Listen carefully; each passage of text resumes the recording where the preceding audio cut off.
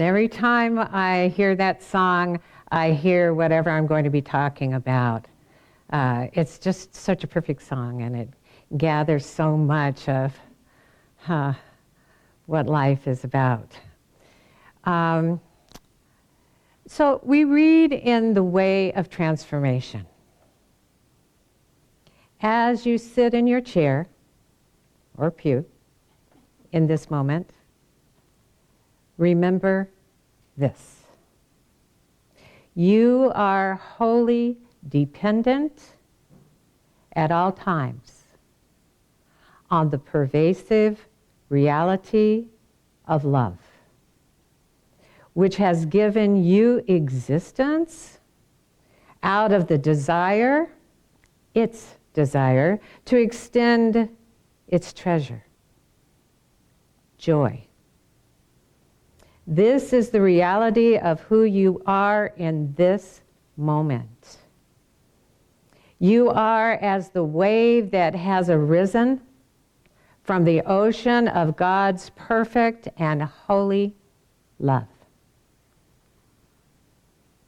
You could not for a moment be cut off from it.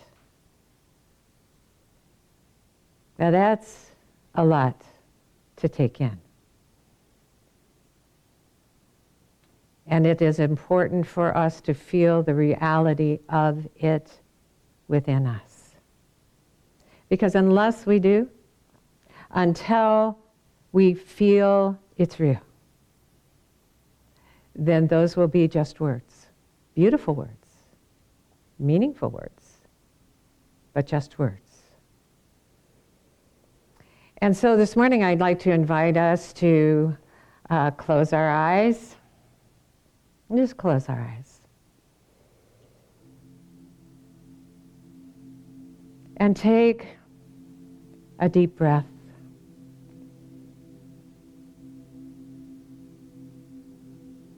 And see if we can remember the reality of who we are in this moment.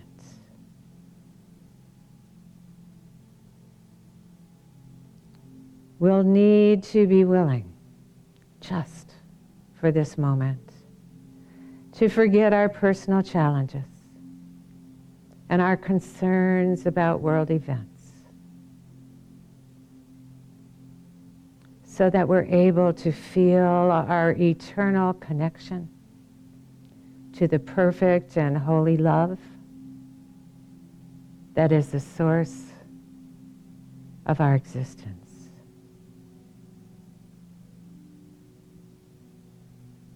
And just breathe in that truth. Feel it. If it helps, focus on a person or place or an animal or a concept that brings the feeling of love into your awareness.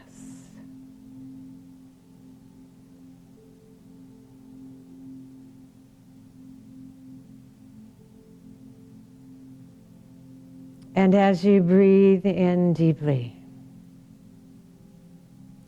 see if you can become aware of the life that is breathing life into your very existence. Right here, right now. One eternal life. Breathing through you, breathing through me, breathing through all that exists.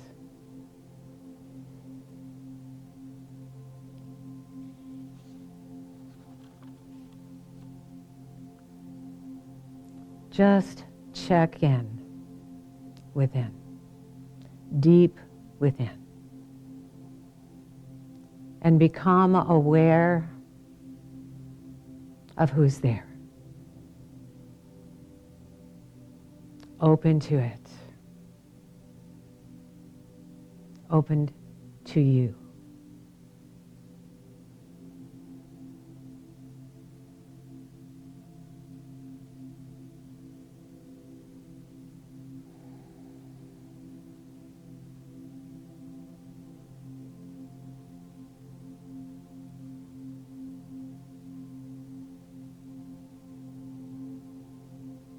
And when you're ready,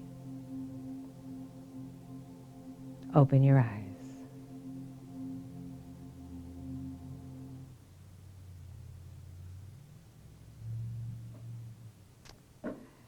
So often, we live the moments of our life waiting to become spiritual enough to feel like a spiritual being so that we can live spiritually.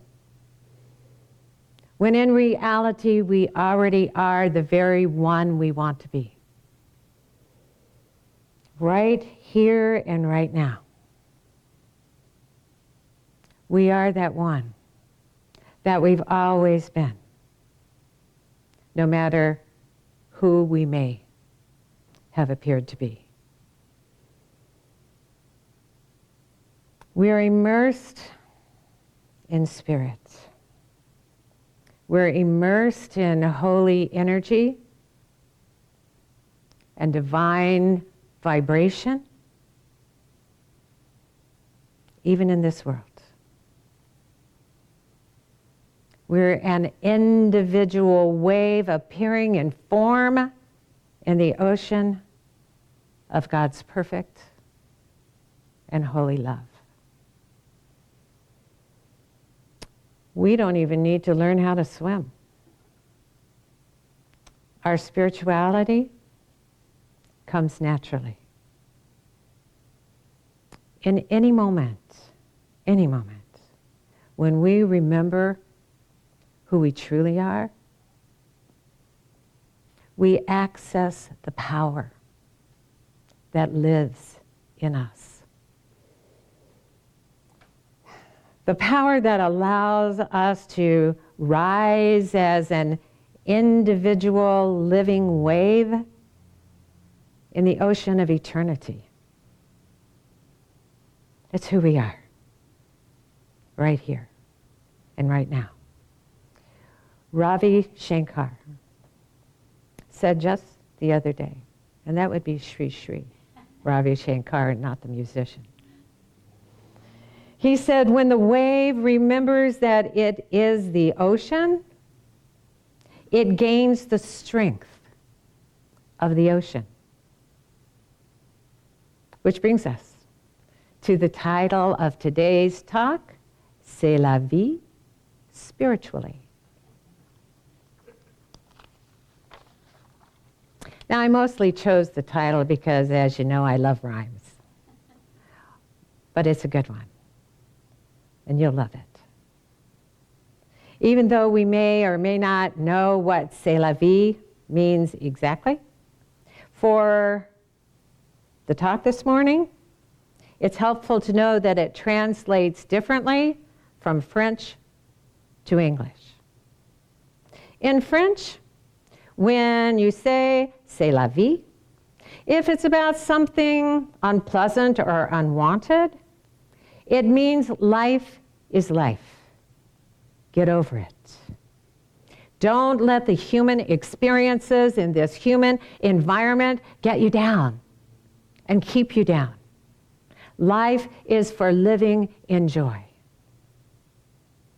And if you're talking about something you love overall, something you love more than anything, you say, ça, c'est la vie, which means this thing is all my life. Now the French may say, ça, c'est la vie, about a lover, a cat, or even fromage, cheese. But when we put spiritually, after we say c'est la vie, it means so much more. It means that living life spiritually is all there is to me. No matter what human experiences I may have. Then when something unwanted comes along, and we want a more positive, uplifted spiritual view, we can say, c'est la vie, humanly. and be okay with that. Things happen in this human environment, but they don't change who I am. This human environment offers us experiences so that we can become aware of what we're thinking and what our thinking is calling to us, so that we can change our thinking if we'd like to. Every moment offers us lessons that help us to grow in our awareness of our life spiritually. Pema Chodron wrote, "The very moment is the perfect teacher. And fortunately, it is with us wherever we go." Every moment can teach us that no matter what, we can't lose our identity as a spiritual being, or the power of choice that comes with being who we are, wherever we are. We are always, always free to choose how to be, who to be, and what to see. The power of choice allows us to change the way our life is manifesting and to see things differently if we want to. And then we're never stuck in the English translation of C'est la vie, which translates to that's life. As Frank Sinatra sang, riding high in April, shot down in May. It also translates as an expression of resignation. Much like, oh well, that's life. This human life, this human experience of life is full of contrast. It's here for us. It's filled with the highs and lows of waves that peak and flow. And every moment is not a peak moment. We all know that. Some moments we enjoy far better than other moments. But we don't have to let the dips get us down. We can ride the peaks in joy and slide right down and flow and come right back up again. Abraham Hicks tells us you can literally script any life that you desire.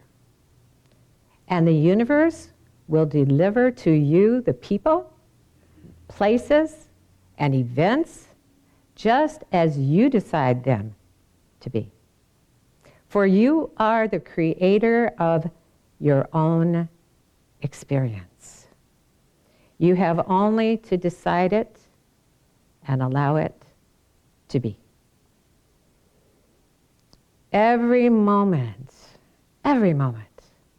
of our life, we're either proclaiming C'est la vie spiritually, or we're affirming C'est la vie separately.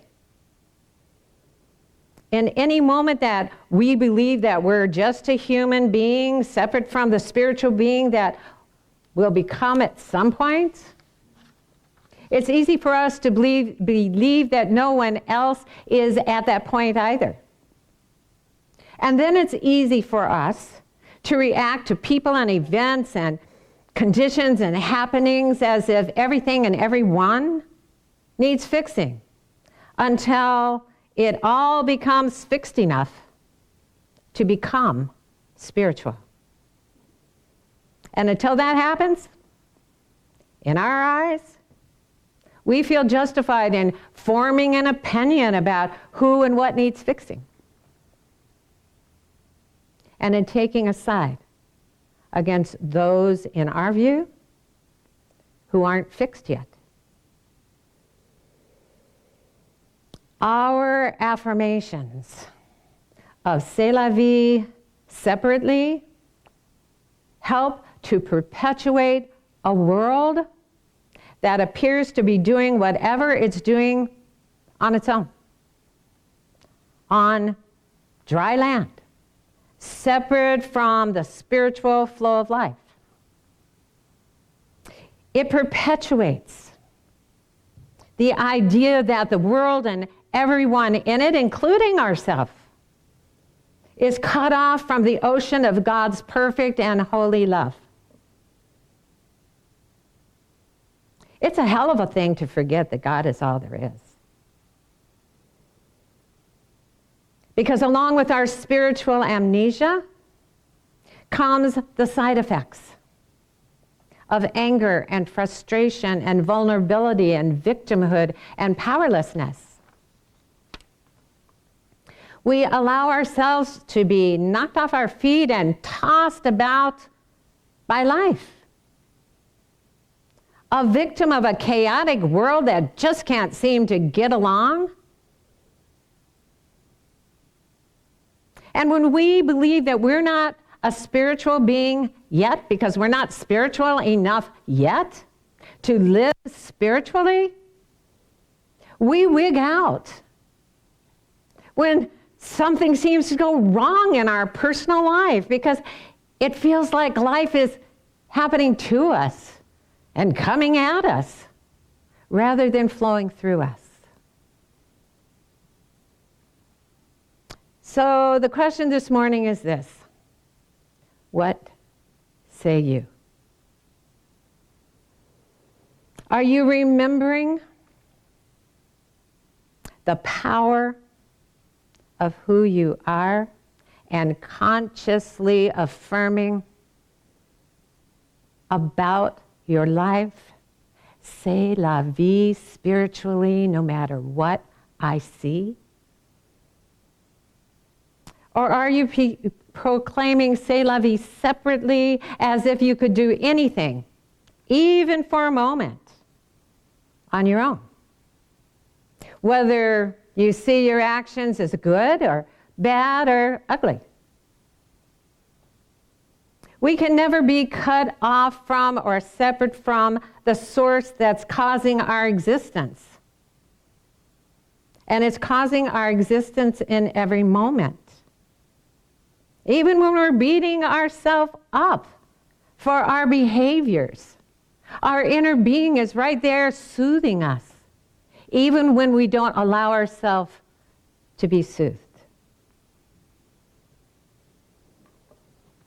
Even Jesus, who likely performed more miracles than we have so far, said, I can do nothing of myself. It is the Father in me, the energy of God's perfect and holy love that does the works. I can't even breathe without God. We have to want to stop complaining about what ought to be and what ought not to be. In those moments when it's especially hard to remember, we have to want to remember that all that exists, including ourself, exists by the grace of God's love in order to extend love's treasure, joy. When we live from a spiritual point of view, we don't have to doubt that in the midst of a whole pile of manure in our life, that there's a pony in there somewhere.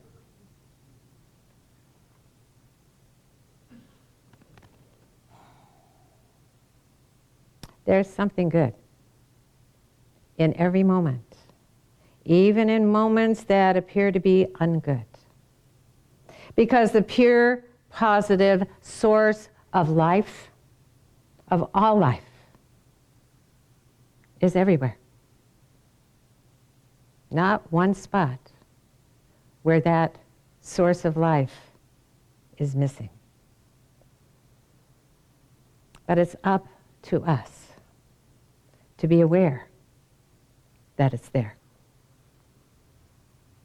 If we're not living with spirituality as our reality, that good is hard to see a lot of the time. Especially if we're believing that something unwanted has come to punish us, or there to confirm that we're separate from our spirit and that we're not spiritual enough yet to be a spiritual being. In such moments, we give away our power of choice and allow the world to have its way with us. We resign ourselves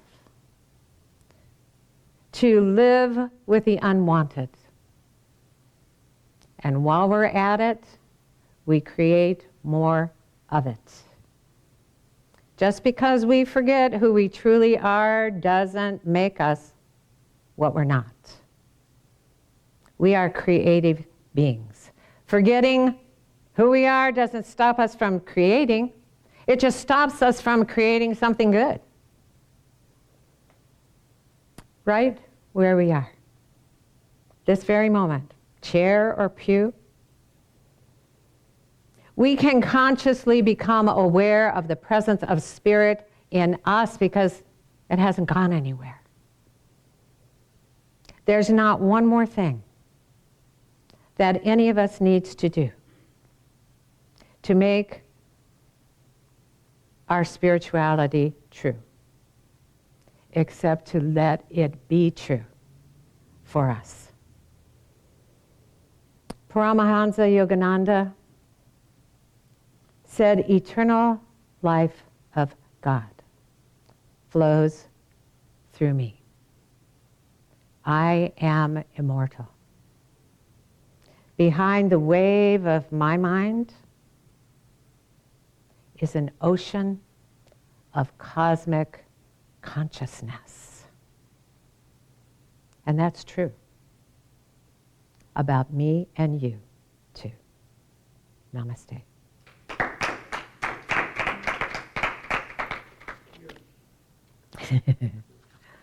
All right. Well, this is the time of our service where we say thank you, thank you, thank you for your love, for showing up on Sundays, for showing up live stream, for finding us during the week, for sharing our message on your Facebook page, and for all the things you do that extend the joy of life just by sharing who you are and the message of love and joy that we offer. Thank you for that. Thank you for going to the market and going wherever you go and shining your light and having people wonder, what's with you? Because eventually they'll ask you or follow you. We invite stalkers, by the way. In order for us to continue doing what we do in style requires financial support. And I want to thank all of you who have been supporting us in such a beautiful way that we're able to stay. And in order to journey on requires financial support. And if you'd like to join us on our journey and become a part of it, don't let it be a free ride. Help support the journey with your financial support as well. And if you don't know how to do that, then our treasurer, Dr. Jamie Phillips, is here to tell you how. Thank you. Okay. So, quiz time today. You didn't know this. Should have gone to the bathroom. Who knows our P.O. box number? Anybody? You do. Okay, what is it? 321294. All right. If you'd like to donate via check, you can donate to our P.O. Box, Life Enrichment Center, 321-294, Flint, Michigan, 48532. If you'd like to donate on Facebook, who knows our Facebook address? Come on, I said every week. Oh, man, you do. I'm not calling on you anymore. You can go to facebook.com/Life Enrichment Center. Or you can go to our website. Anybody know our website? lecflint.com. Whoo! lecflint.com. And you can hit the donate button there and donate on our website. Or if you'd like to go to PayPal, does anybody know our PayPal email address? lec2512@gmail.com, and you can donate to us on PayPal. And, pardon me? What is PayPal? We'll talk later. I'm glad you're in the sanctuary, Laura. Okay, and if you're here in the sanctuary, we're going to take up an offertory collection with our gratitude receiver while we listen to Marcia, Pat Cronley, and Nick Calandro singing Grateful. No, I am blessed. I am blessed. I am blessed. Thank I you am blessed. very much.